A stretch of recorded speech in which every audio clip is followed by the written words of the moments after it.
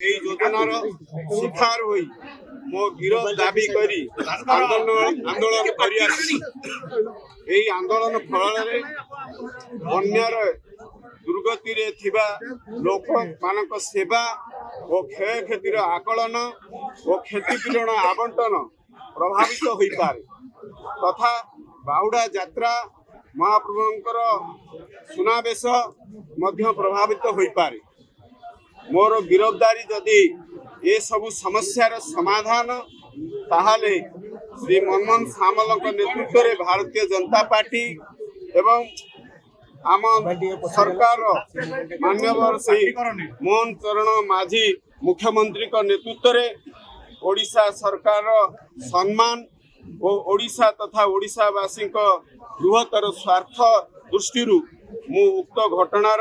तदंत कार्य सहयोग करने जाऊँ।